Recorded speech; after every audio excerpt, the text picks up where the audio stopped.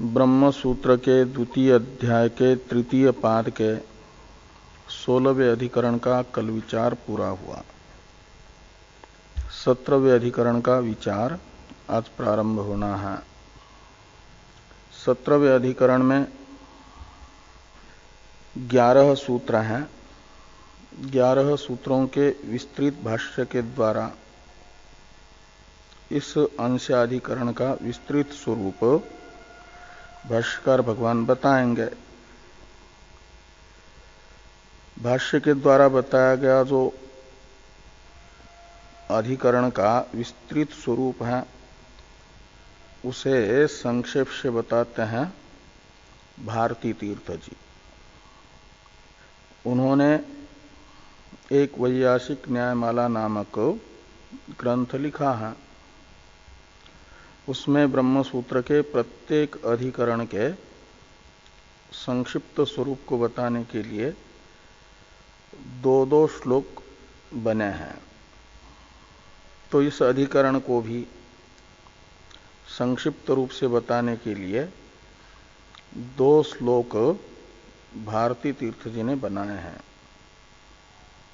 उन दोनों श्लोकों का प्रथम हम लोग उच्चारण तथा अर्थानुसंधान करेंगे, फिर अंशाधिकरण के सूत्र तथा सूत्र के व्याख्यान रूप भाष्य की चर्चा होगी। तो ये वैयासिक न्यायमाला के 2 श्लोक हैं, इनका प्रथम उच्चारण किया जाए। किं जीवेश्वर सांकर्यम् व्यवस्था वा श्रुतिद्वयात् अभेद भेद विषयात् सांकर्यं न निवार्यते अंशोऽवच्छिन्न आभास इति औपाधिक कल्पनयि जीवेशयोर्व्यवस्था स्यात् जीवानां च परस्परम्।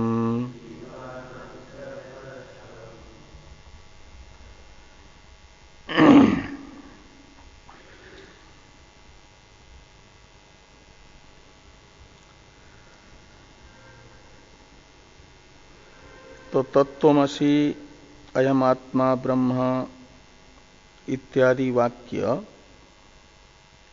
जीव और परमेश्वर का अभेद बता रहे हैं। यह आत्मनितिष्ठन आत्मानो अंतरो यमयति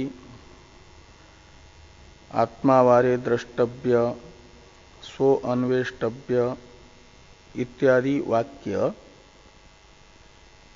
भेद बता रहे हैं। क्योंकि आत्मावारे द्रष्टव्य इत्यादि में दृष्टा के रूप से जीव को और द्रष्टव्य रूप से ब्रह्म को बताया जा रहा है। दृष्टा और द्रष्टव्य ये भिन्न भिन्न हुआ करता है। नियम्य नियामक अलग अलग हुआ करते हैं। यह आत्मनि तिष्ठन आत्मानु अंतरम यमयति, यह श्रुति आत्मा शब्दित जीव को नियम्य और अंतर्यामी शब्दित ब्रह्म को नियामक बता रही है।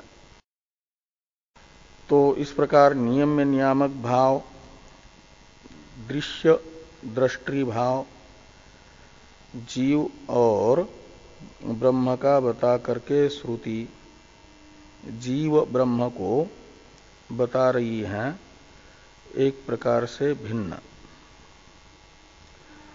तो जीव ब्रह्म का परस्पर भेद बताने वाली श्रुतियां भी हैं और अभेद बताने वाली श्रुतियां भी हैं। इसलिए क्या ये जो भेद प्रतिपादक श्रुति को प्रमाण सिद्ध करने के लिए जीव का अपलाप नहीं किया जा सकता, जीव को हटाया नहीं जा सकता। जीव है और अनुभव में भी आ रहा है। तो जीव को भेद प्रतिपादक श्रुति जीव का अस्तित्व बता रही है, अनुभव भी जीव का अस्तित्व सिद्ध कर रहा है।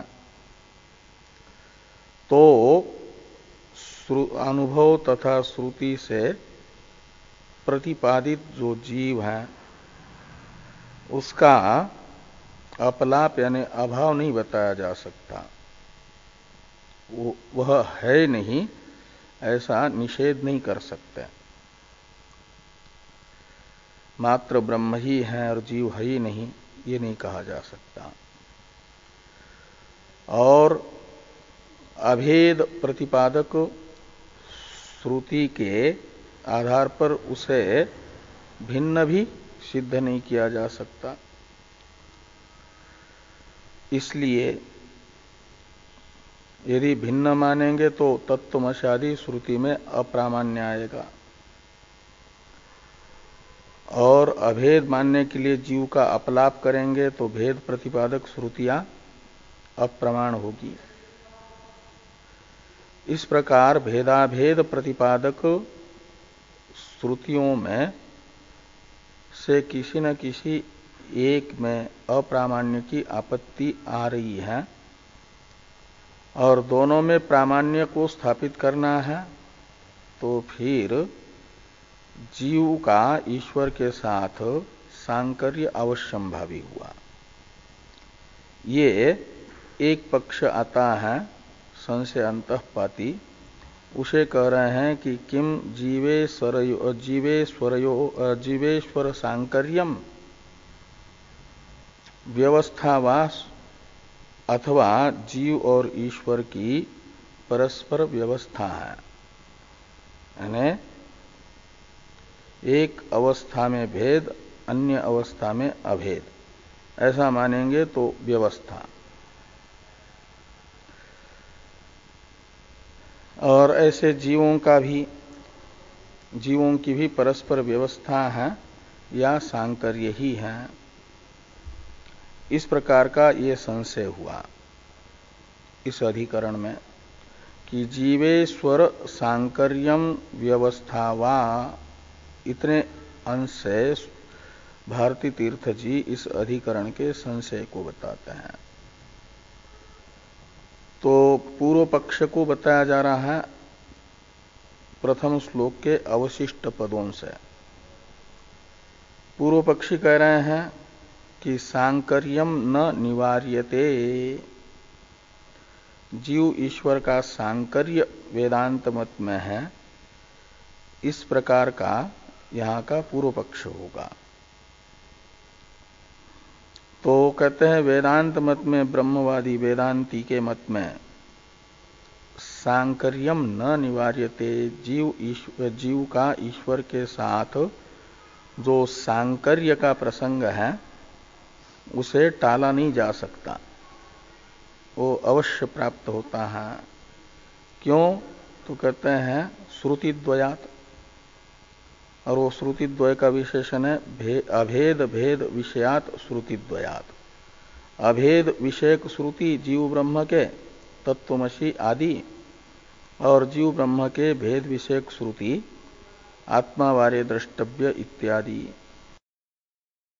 इनमें इनके आधार पर ये निकल रहा है कि जीव ब्रह्म का सांकर्य है, क्योंकि भेदवादी श्रुति के आधार पर जीव का अपलाप नहीं किया जा सकता, और अभेद प्रतिपादक श्रुति के आधार पर जीव को भिन्न नहीं बताया जा सकता। इसलिए जीव का ईश्वर के साथ सांकर्य प्राप्त होगा,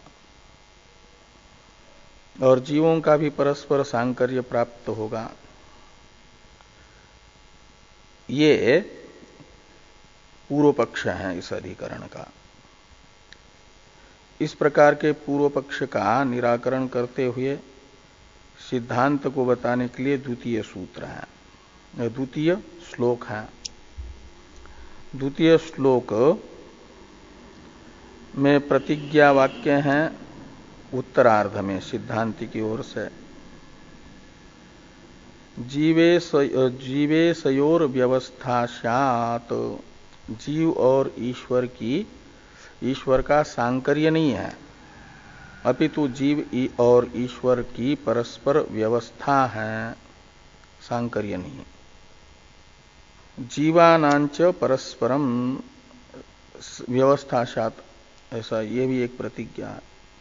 जीव और ईश्वर ये व्यवस्थित है, यानी अवस्था विशेष में भेद और अवस्था विशेष में अभेद है जीव ईश्वर का।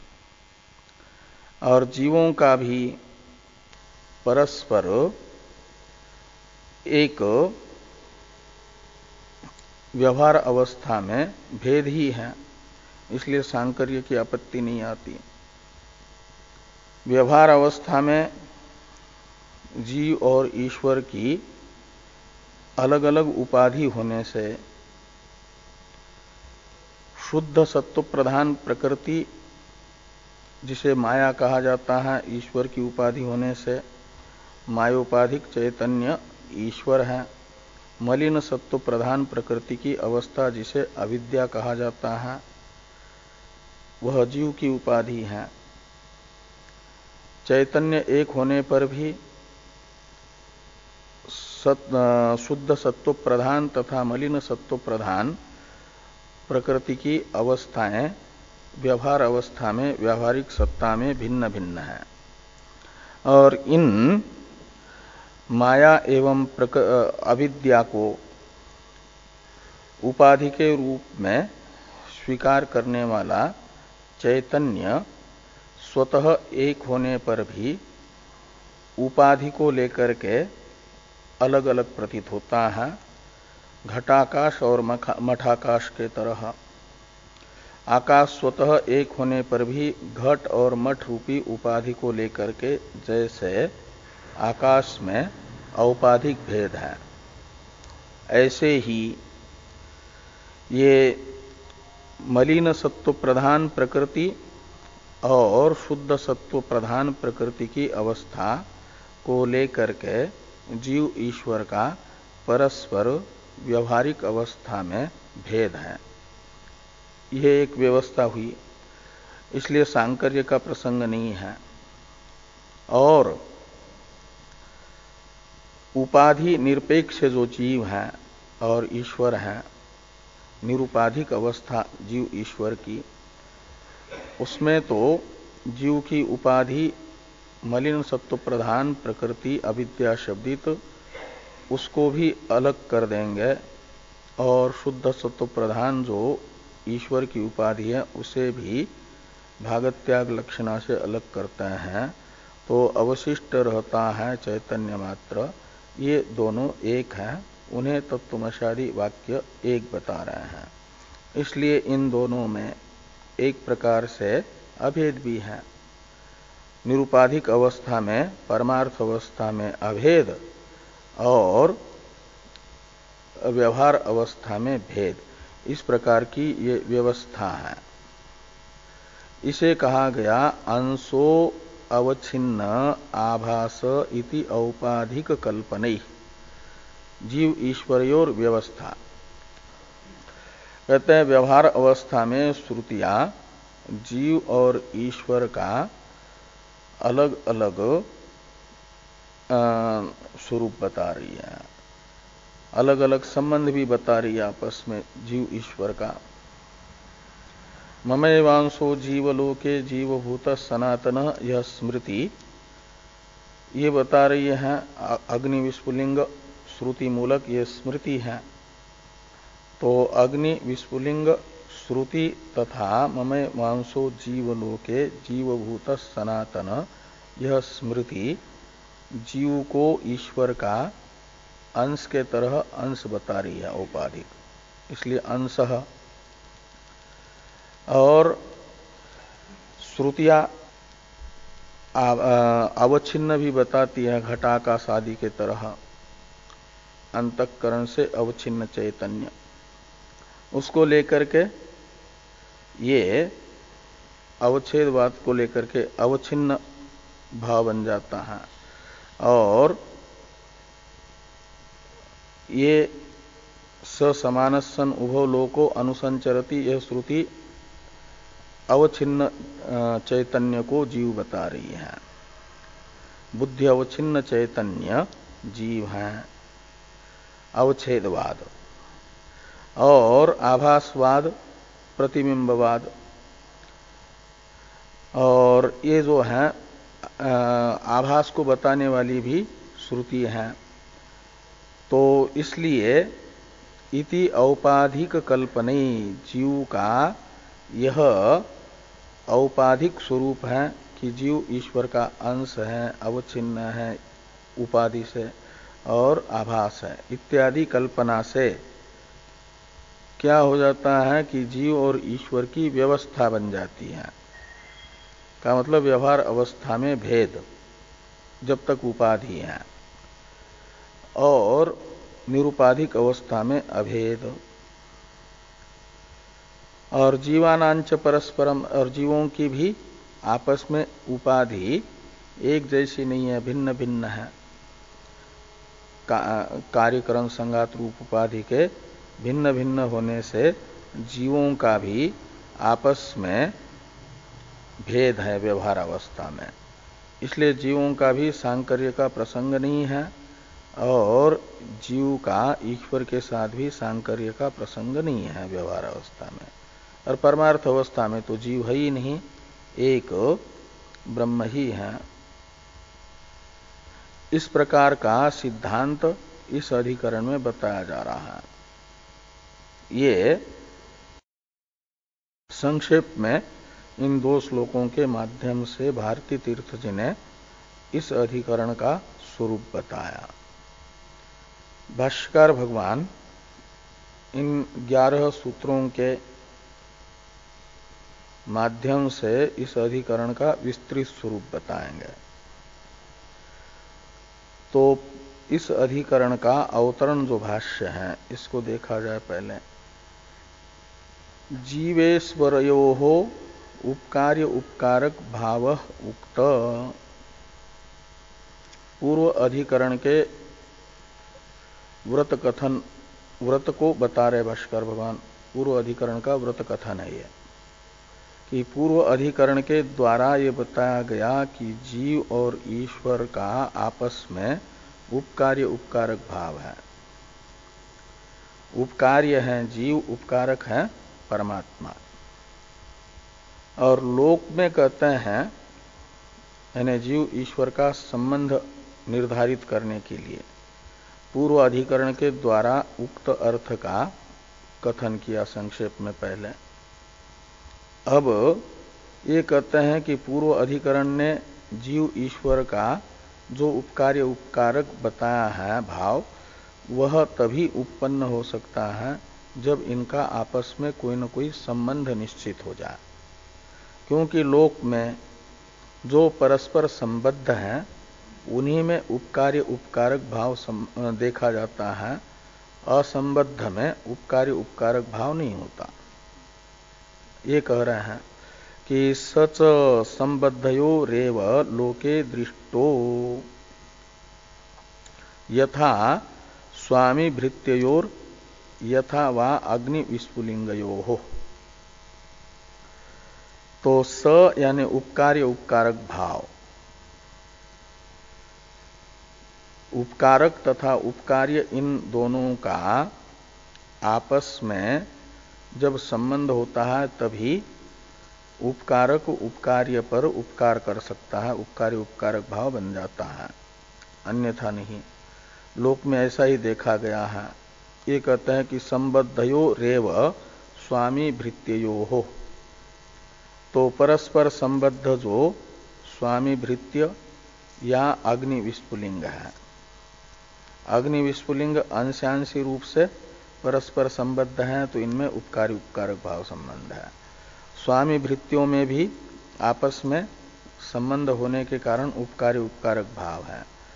ऐसे जो लोक में परस्पर संबद्ध हैं वे ही एक दूसरे के उपकार्य उपकारक होते हैं। तो जीव ईश्वर का जो उपकार्य उपकारक भाव पूर्व अधिकरण के द्वारा बताया गया है, यह उपपन्न करने के लिए, सिद्ध करने के लिए, इसकी सिद्धि के लिए आवश्यक है जीव और ईश्वर का परस्पर कोई न कोई संबंध बनना। अग्नि विस्फुलिंग के तरह अंशांशी भाव संबंध बने या स्वामी भृत्य भाव संबंध बने, तब ये बन सकता है उपकारी उपकारक भाव संबंध। इसी अभिप्राय से ये दो वाक्य लिखे हैं, जीव ईश्वर का आपस में संबंध निर्धारित करने के लिए। ततश्च जीवेश्वरयोः इत्यादि का अवतरण लिखने से पहले टीकाकार इस अधिकरण की पूर्व पाद के साथ संगति बताते हैं। यह पाद है श्रुतियों का आपस में विरोध परिहार करने वाला पाद। पूरे अध्याय का भी विषय है विरोध परिहार।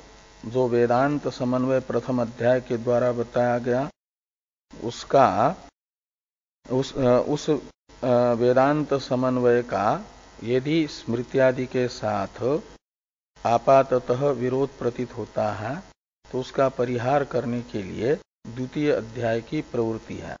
इसलिए इस अध्याय का नाम ही है विरोध परिहार अध्याय। और विरोध परिहार नामक इस द्वितीय अध्याय के 4 पादों में अलग अलग विरोधों का परिहार हो रहा है। स्मृति एवं तर्क के साथ वेदांत समन्वय के विरोध का परिहार प्रथम पाद से हुआ। द्वितीय पाद में बताया गया पूर्व पक्ष के मत को दोषयुक्त होने से श्रुति विरुद्ध, और तृतीय पाद में बताया जा रहा है एक प्रकार से, और भूत तथा जीव विषयक श्रुतियों का आपस में, भूत श्रुतियां और जीव श्रुतियों का आपस में जो विरोध है उनका परिहार द्वितीय पाद में हुआ।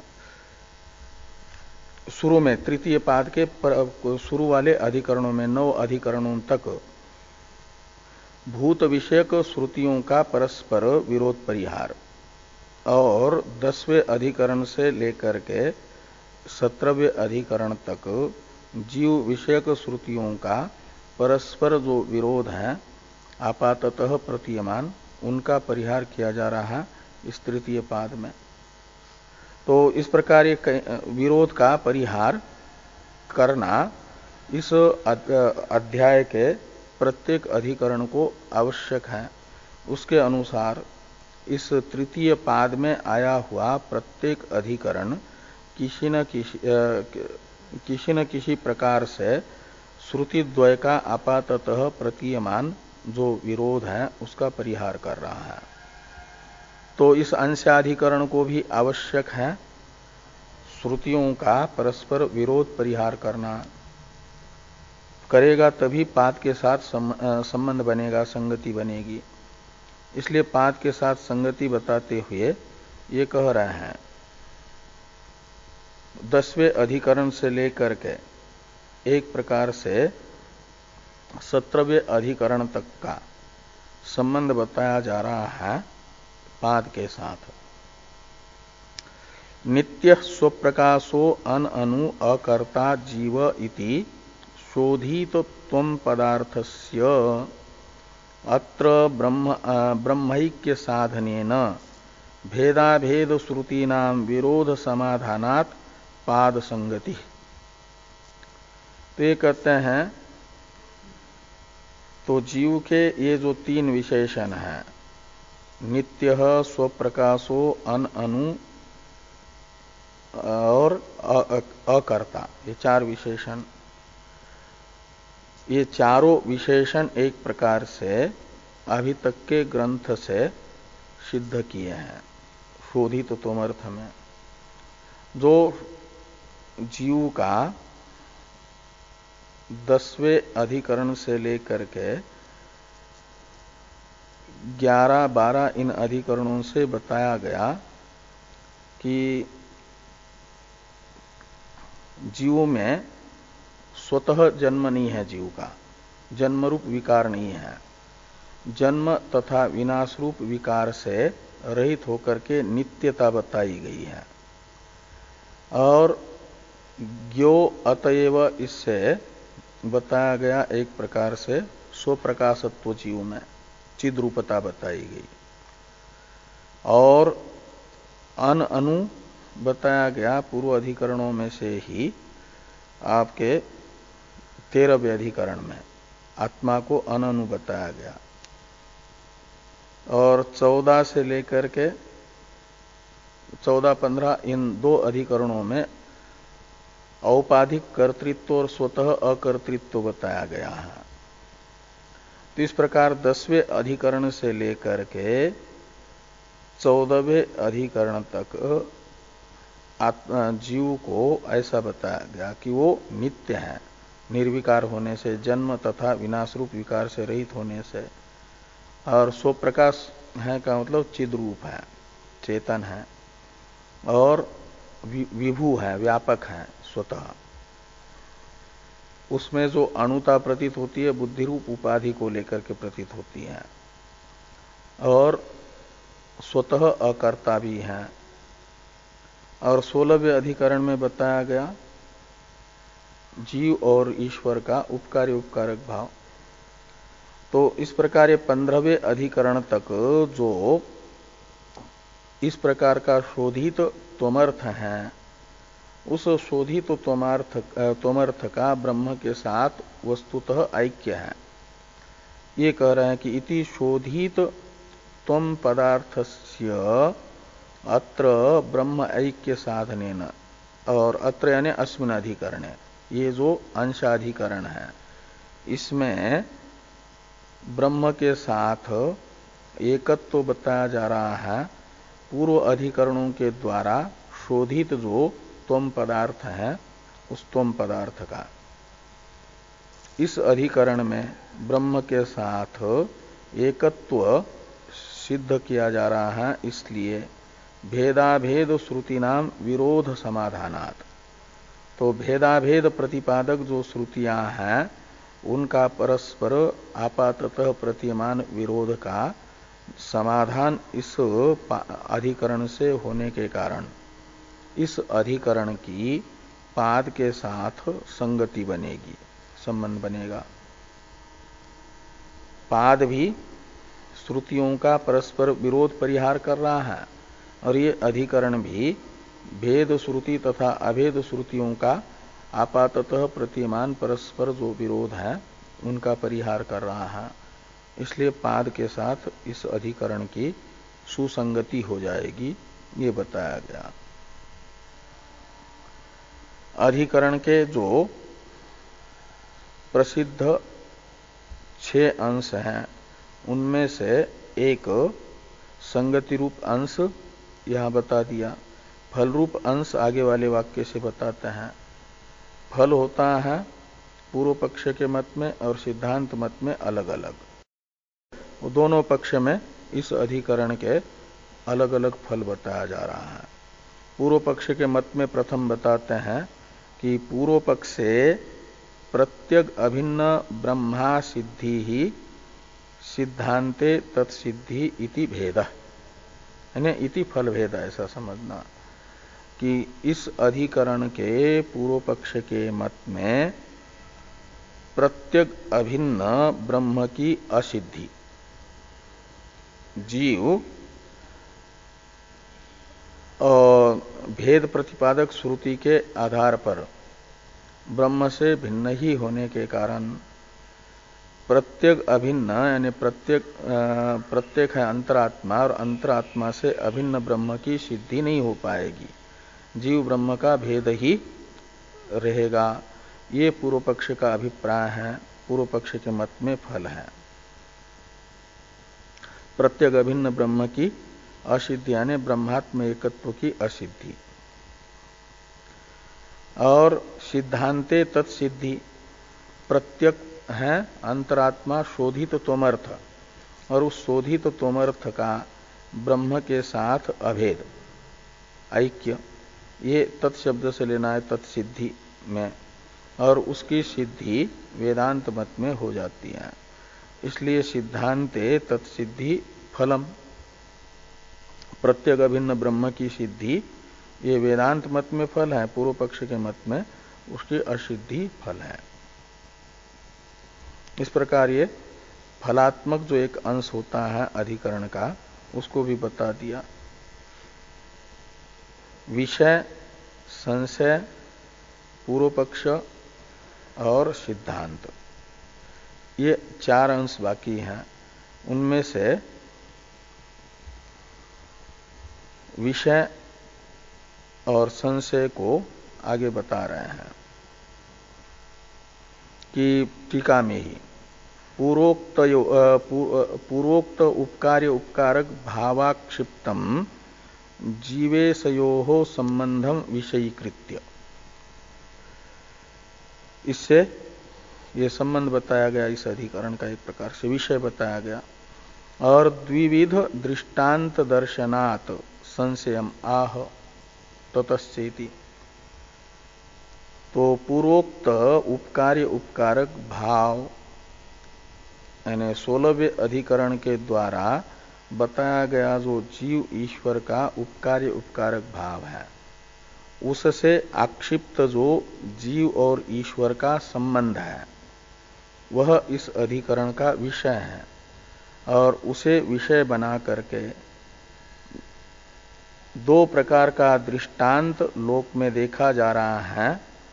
उसी दृष्टांत के आधार पर इस अधिकरण के संशय को ततश्च इत्यादि से भाष्यकार भगवान बताते हैं। तो ये कहा कि संबंधम विषयीकृत्य द्विविध दृष्टांत दर्शनात् संशयम आह ततश्च इति।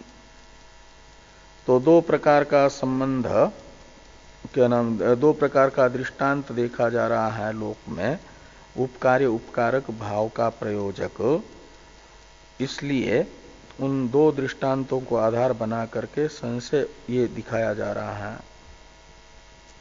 ततश्च जीवेश्वरयोः अपि उपकार्य उपकारक भाव अभ्युपगमात् किम स्वामी भृत्यवत संबंध आहोस्वित अग्नि विस्फुलिंगवत इति अस्याम विचिकित्सायाम अनियमो वा प्राप्नोति।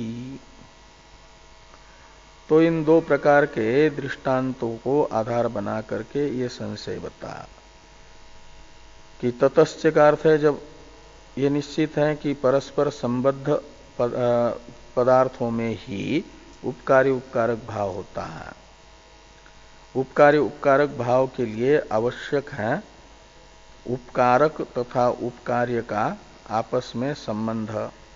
ये निश्चित होने पर ये कह रहे हैं कि जीव ईश्वरयोः अपि उपकार्य उपकारक भाव अभ्युपगमात्, जीव और ईश्वर इन दोनों में वेदांतियों ने पूर्व अधिकरण से उपकार्य उपकारक भाव को स्वीकार किया। ये बताया कि जीव उपकार्य है, ईश्वर उपकारक है। तो जीव की प्रवृत्ति को सिद्ध करने के लिए सहयोग करता है परमेश्वर, जैसे बीज को अंकुरित होने के लिए सहयोग करता है पर्जन्य। ऐसे पर्जन्य के तरह ईश्वर जीवों के प्रवृत्ति का निमित्त बन जाता है और अपने अपने संस्कारों के अनुसार जीव प्रवृत्त होते हैं। लेकिन ईश्वर का सहयोग न मिले, जीव के संस्कारों को सत्ता स्फूर्ति ईश्वर न दे, तो जीवों की प्रवृत्ति नहीं हो पाएगी। इसलिए पर्जन्य के जैसे बिना पानी के बीज जमीन में बोने पर भी अंकुरित नहीं हो पाता, बीज को अंकुरित होने के लिए जल के सहयोग की आवश्यकता होती है। ऐसे आवश्यकता होती है अपने ही संस्कारों से प्रेरित होकर के प्रवृत्ति के लिए जीव को ईश्वर के सहयोग की। ऐसा पूर्व में बताया है 16वें अधिकरण में। तो ये कह रहे हैं कि आप वेदांतियों ने जीव और ईश्वर में उपकार्य उपकारक भाव स्वीकार किया है। तो इस उपकार्य उपकारक भाव का प्रयोजक जीव और ईश्वर का आपस में कोई न कोई संबंध भी बताना पड़ेगा। तो किम स्वामी भृत्यवत संबंध जीव ईश्वरयो हो, ऐसा लगाना, जीव ईश्वरयो हो स्वामी भृत्यवत संबंध। तो जीव और ईश्वर के उपकार्य उपकारक भाव का प्रयोजक संबंध लोक में स्वामी भृत्य का जैसे संबंध है, स्वस्वामी भाव संबंध, उस संबंध से जीव ईश्वर आपस में एक दूसरे से मिले हुए हैं। ईश्वर स्वामी है और जीव दास है, ऐसा जीव और ईश्वर का आपस में संबंध है। और इस संबंध को लेकर के लोक में जैसे स्वामी की आवश्यक सेवा करके स्वामी का उपकारक सेवक बन जाता है और सेवक की आजीविका के लिए आवश्यक सामग्री दे करके स्वामी सेवक का उपकारक बनता है, ऐसे जीव ईश्वर का आपस में स्वस्वामी भाव संबंध है क्या, जिस संबंध को लेकर के उपकार्य उपकारक भाव बना है, वह संबंध क्या स्वस्वामी भाव है जीव और ईश्वर में। ये एक विकल्प है, संशय अंतपाती एक कोटि है। अहोस्वित अग्नि विस्फुलिंगवत, तो अग्नि और विस्फुलिंग का आपस में जैसे अंशांशी भाव संबंध है, ऐसे क्या जीव और ईश्वर का परस्पर अंशांशी भाव संबंध है। ये एक अग्नि विस्फुलिंग दृष्टांत को लेकर के अंशांशी भाव संबंध की आशंका, यानी एक संशय अंतपाती कोटि बनी। इति अस्याम विचिकित्सायाम, विचिकित्सा का अर्थ हो संबंध संशय, तो इति अस्याम विचिकित्सायाम सत्याम, इस प्रकार का संशय हो जाने पर, अथवा नियम को क्या नाम, उपकार्य उपकारक भाव संबंध का प्रयोजक संबंध अनिर्धारित है, अनिर्धारित होने से अनियमो वा प्राप्नोति, अथवा अनियम ही है, जीव ईश्वर के संबंध का कोई निर्धारण नहीं है, इस प्रकार ये संशय हुआ। अथवा इसकी अवतरण टीका है, इसको देखिए भाष्य में आगे जो अथवा स्वामी भृत्य प्रकारेषु, ये जो अवतरण भाष्य वाक्य आ रहा है, इसकी अवतरण टीका है, प्रसिद्ध स्वस्वामित्व संबंध संभवात यह कश्चित संबंध इति अनियमो न युक्त इति अरुचे आह अथवा इति। तो ये जो कहा कि अनियमो वा प्राप्नोति, अनियम का अर्थ है संबंध का कोई निर्धारण नहीं है, अनिश्चित संबंध है। इस प्रकार ये जो कोटि है, द्वितीय कोटि अनियमो वा प्राप्नोति से बताई गई, इसमें अरुचि बताई जा रही है कि प्रसिद्ध स्वस्वामित्व संबंध संभवात, जीव और ईश्वर में लोक में प्रसिद्ध राजा और सेवक में जैसे स्वस्वामी भाव संबंध होता है, ऐसा जीव और ईश्वर में लोक में प्रसिद्ध स्वस्वामी भाव संबंध संभव है। संभव होने से यह कश्चित संबंध, ऐसा अनियम यानी अनिश्चित संबंध, अनियत संबंध मानने की आवश्यकता नहीं है।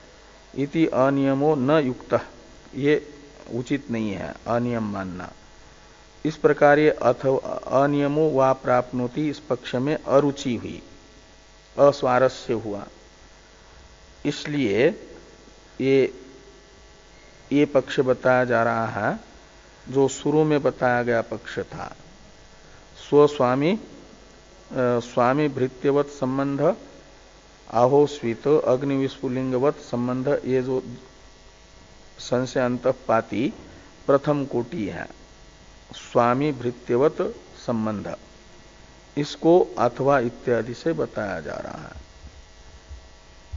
तो भाष्य में कहा जा रहा है कि अथवा स्वामी भृत्य प्रकारेषु एव ईशित्री ईशितव्य भावस्य प्रसिद्धत्वात् तद्विध एव संबंध इति प्राप्नोति।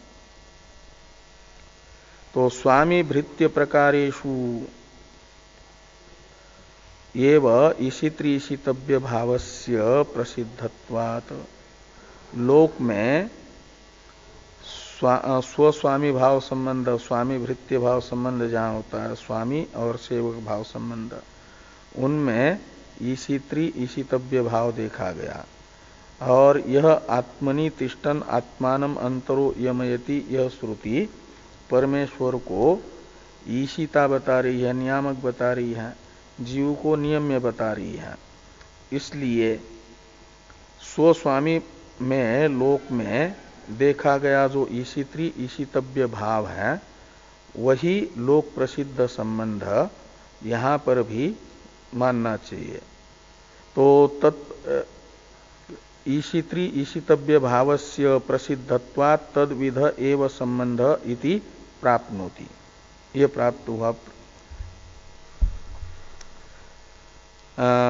यानी स्वस्वामी भाव संबंध जीव ईश्वर में है और उसी को लेकर के उपकार्य उपकारक भाव संबंध बना, उपकार्य उपकारक बना। उपकार्य उपकारक भाव जो जीव ईश्वर में पूर्व अधिकरण के द्वारा बताया गया है, उसका प्रयोजक संबंध स्वामी भृत्य भाव संबंध है, स्वस्वामी भाव संबंध है। ये पूर्व पक्ष प्राप्त हुआ। इस प्रकार का पूर्व पक्ष प्राप्त होने पर सिद्धांत को बताया जा रहा है प्रथम सूत्र से कि जीव ईश्वर में अंशांशी भाव संबंध है ऐसा, और वो भी औपाधिक अंशांशी भाव संबंध है, व्यावहारिक सत्ता वाला संबंध है। जीव ईश्वर में औपाधिक संबंध अंशांशी भाव, इसे प्रथम सूत्र से वेदव्यास जी बता रहे हैं। इसलिए कहते हैं कि अतो ब्रवीति अंश इति, अतः यानी इस प्रकार ये पूर्व पक्ष प्राप्त होने पर, ब्रवीति के कर्ता हैं व्यास जी। तो व्यास जी बताते हैं संशय को, क्या नाम, व्यास जी सिद्धांत को बताते हैं। सिद्धांत बताया जा रहा है व्यास जी के द्वारा।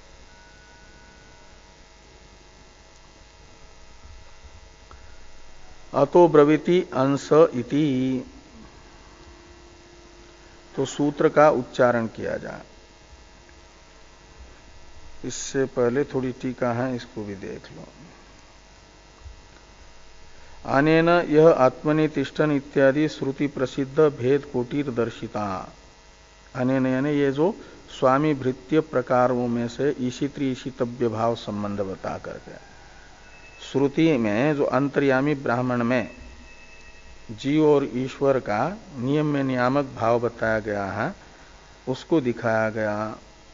तो ये कह रहे हैं कि अनेन यानी ये जो अथवा स्वामी भृत्य प्रकारेषु एव ईशित्री ईशितव्य भावस्य प्रसिद्धत्वा तद्विध एव संबंध इति प्राप्नोति। इस भाष्य वाक्य से ये कोटि बताई गई कि यह आत्मनि तिष्ठन इत्यादि श्रुति प्रसिद्ध भेद कोटि, यानी भेद का प्रयोजक जो संबंध है वो बताया गया। एवं तत्वमसि इत्यादि, टीका है थोड़ी, एवं तत्वमसि इत्यादि श्रुति सिद्धा भेद कोटिर द्रष्टव्या।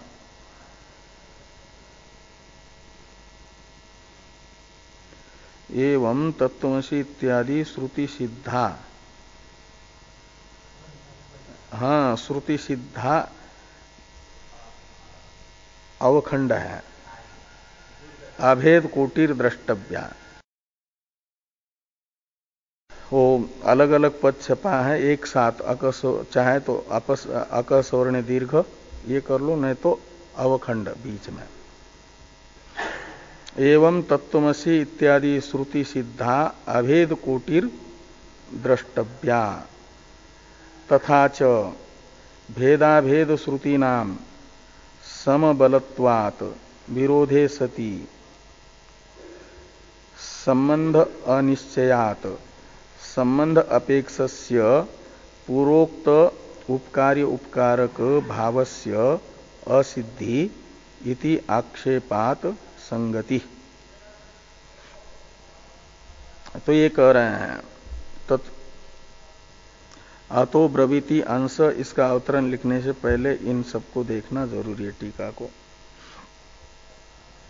तो यह आत्मनि तिष्ठन् इत्यादि वाक्य के द्वारा सिद्ध जो भेद कोटि है, जीव और ईश्वर का आपस में भेद है करके, उसको बताया गया पूर्व पक्ष के रूप में। और तत्वमसि इत्यादि श्रुति से सिद्ध जो अभेद कोटि है उसको भी समझ लेना। तथा च, तो इस प्रकार ये भेद कोटि और अभेद कोटि यानी प्रकार, तो भेद प्रकार और अभेद प्रकार ये दो प्रकार होने के कारण कहते हैं तथा च भेदाभेद श्रुति नाम समबलत्वा, भेद प्रतिपादक श्रुति और अभेद प्रतिपादक श्रुतियों का आपस में समान बल होने से, यानी एक जैसी ही प्रमाण होने से, समबलत्वात्, ये भी श्रुति है, भेद प्रतिपादक भी श्रुति है, अभेद प्रतिपादक भी श्रुति है, तत्वमसि वाक्य भी श्रुति ही है। तो यह आत्मनि तिष्ठन् आत्मानम् अंतरो यमयति, ये भेद प्रतिपादक श्रुति भी श्रुति है, और श्रुति का प्रामाण्य एक जैसा होता है, आपस में एक जैसा बल होने से। तो समबलत्वात्, भेदाभेद श्रुति नाम समबलत्वात्, यानी दोनों में श्रुतित्व होने से स्वतः प्रामाण्य है। इसलिए कहते हैं भेदाभेद श्रुति नाम विरोधे सति संबंध अनिश्चयात्। तो भेद प्रकारक श्रुति और अभेद प्रकारक श्रुतियों का आपस में विरोध होने से संबंध का निर्धारण नहीं हो पाया। संबंध अनिश्चयात् संबंध अपेक्षस्य पूर्वोक्त उपकार्य उपकारक भावस्य असिद्धि इति आक्षेपात संगति। तो यानी इस अधिकरण की पूर्व अधिकरण के साथ संगति हो जाएगी, आक्षेपी की संगति। और उस आक्षेपी की संगति को बताने के लिए एक प्रकार से वो वाक्य था, कौन सा, कि स्वामी भृत्य इत्यादि अथवा इत्यादि के बाद से लिखा हुआ वाक्य। ये है अंशाधिकरण का परायत्त अधिकरण के साथ आक्षेप संबंध बताने के लिए। आक्षेप संबंध कैसे सिद्ध हो रहा है, तो पूर्व अधिकरण के द्वारा बताया गया जो सिद्धांत है उस पर आक्षेप करके यदि उत्तर अधिकरण का पूर्व पक्ष प्रारंभ होता है तो उसे माना जाता है आक्षेपी की संगति से, पूर्व अधिकरण के साथ आक्षेपी की संगति वाला अधिकरण। तो अंशाधिकरण के पूर्व पक्ष की प्रवृत्ति हो रही है परायत्त अधिकरण के सिद्धांत पर आक्षेप करते हुए। परायत्त अधिकरण के सिद्धांत पर आक्षेप करते हुए अंशाधिकरण के पूर्व पक्ष का प्रारंभ होने से अंशाधिकरण का पूर्व अधिकरण के साथ आक्षेप संबंध बनेगा। ये कहा गया कि तथा च भेदाभेद श्रुति नाम समबलत्वात् विरोधे सति संबंध अनिश्चयात्। तो भेद प्रतिपादक श्रुति और अभेद प्रतिपादक श्रुतियों का परस्पर विरोध होने से संबंध का, जीव ब्रह्म के संबंध का निर्धारण नहीं हो पा रहा है। निर्धारण न होने से संबंध प्रयुक्त जो उपकार्य उपकारक भाव है पूर्व अधिकरण के द्वारा बताया गया वह सिद्ध नहीं हो पाएगा, उसकी असिद्धि। तो संबंध अपेक्षस्य पूर्वोक्त उपकार्य उपकारक भावस्य असिद्धि, तो पूर्व अधिकरण के सिद्धांत की सिद्धि नहीं हो पाएगी। पूर्व अधिकरण के सिद्धांत पर इस प्रकार आक्षेप किया जा रहा है, और आक्षेप करते हुए पूर्व पक्ष प्रारंभ होने के कारण आक्षेपी की संगति पूर्व अधिकरण के साथ इस अधिकरण की बन रही है। तो विषय, संशय और संबंध ये तीनों भी हो गए और फल भी हो गया। अब पूर्व पक्ष और सिद्धांत ये अंश बाकी हैं इस अधिकरण के, उनको बताने के लिए पूर्व पक्ष है एक प्रकार से वो कि अव्यवस्था, अनियम, यही पूर्व पक्ष था। अब अतो ब्रवीति अंश, इसका अवतरण है टीका में, लोक सिद्ध अनर्थात्मक भेदानुवादित्वेन भेद श्रुतीनां दुर्बलत्वात् अज्ञात फलवत अभेद श्रुत्यनुसारेण प्रकल्पित भेद निबंधनो अंशांशी भाव संबंध इति सिद्धांतेति अतः इत्यादिना। लोक सिद्ध अनर्थात्मक भेद अनुवादित्वेन भेद श्रुतीनां दुर्बलत्वात् और अज्ञात फलवत अभेद श्रुति अनुसारेण प्रकल्पित भेद निबंधनो अंशांशी भाव संबंध इति सिद्धांतेति। तो ये कहते हैं जो भेद श्रुति है यह आत्मनि तिष्ठन् आत्मानो अंतरो यमयति इत्यादि वे दुर्बल हैं। क्यों दुर्बल हैं? इसलिए कि भेद जीव ब्रह्म का लोक से ही सिद्ध है। यह आत्मनि तिष्ठन् आत्मानं अंतरो यमयति इत्यादि श्रुतियों का अपूर्व अर्थ भेद का प्रतिपादन करना नहीं है, अपितु ये बताना है कि जो उपकार्य उपकारक भाव संबंध है जीव ईश्वर का, आपस में उपकार्य उपकारक भाव है, वो दिखा रही है औपाधिक भेद का अनुवाद करके। ये कह रहे हैं कि लोक सिद्ध अनर्थात्मक भेद अनुवादित्वेन, लोक का अर्थ है लौकिक प्रमाण प्रत्यक्षादि, और प्रत्यक्षादि लौकिक प्रमाणों से ही सिद्ध जो अनर्थात्मक भेद है, द्वितीयाद्वय भयम भवति इत्यादि श्रुति भेद को भय का हेतु होने के कारण अनर्थात्मक बता रही है। तो अनर्थात्मक जो भेद और उसका अनुवाद कर रही है भेद श्रुतियां, इसलिए वे दुर्बल है अनुवादात्मक होने से। और अज्ञात फलवत अभेद श्रुति अनुसारेण प्रकल्पित भेद निबंधनो अंशांशी भाव संबंध, तो इसलिए दुर्बल श्रुतियों का जो सफल श्रुति है, फलवत श्रुति है, वो फलवत श्रुति है अभेद श्रुति। उस श्रुति के द्वारा अपेक्षित जो एक प्रकार से कल्पित भेद निमित्तक अंशांशी भाव संबंध है, ये श्रुति बताएगी तो उपकार्य उपकारक भाव भी सिद्ध होगा, और उपकार्य उपकारक भाव भी व्यावहारिक है और परमार्थतः अभेद है, ये भी सिद्ध होगा। इसे कहा जा रहा है कि भेद श्रुति नाम दुर्बलत्वात् अज्ञात फलवत अभेद श्रुति, जो अज्ञात है अभेद और फलवत भी है। फलवत है का मतलब सफल है। कौन? अभेद। अभेद लौकिक प्रमाण से अज्ञात है यानी अपूर्व है, इसलिए वो अपूर्व जो अभेद उसको बताने वाली श्रुति का तात्पर्य अभेद में ही रहेगा। लौकिक वो अनुवादक नहीं होगी। अभेद प्रतिपादक तत्वमस्यादि श्रुति अनुवाद नहीं है। अनुवाद क्यों नहीं है? इसलिए कि तत्वमस्यादि श्रुति से अतिरिक्त प्रमाणांतर से अभेद का ज्ञान नहीं होता है।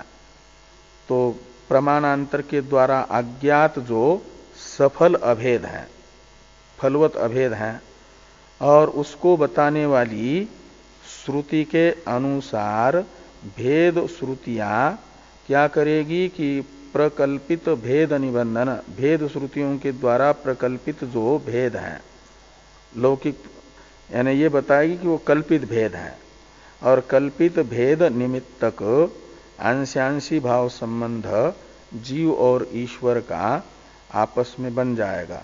इसलिए पूर्व अधिकरण का जो सिद्धांत है जीव ईश्वर का परस्पर उपकार्य उपकारक भाव, उसका प्रयोजक संबंध कल्पित भेद को लेकर के अंशांशी भाव संबंध बन गया है।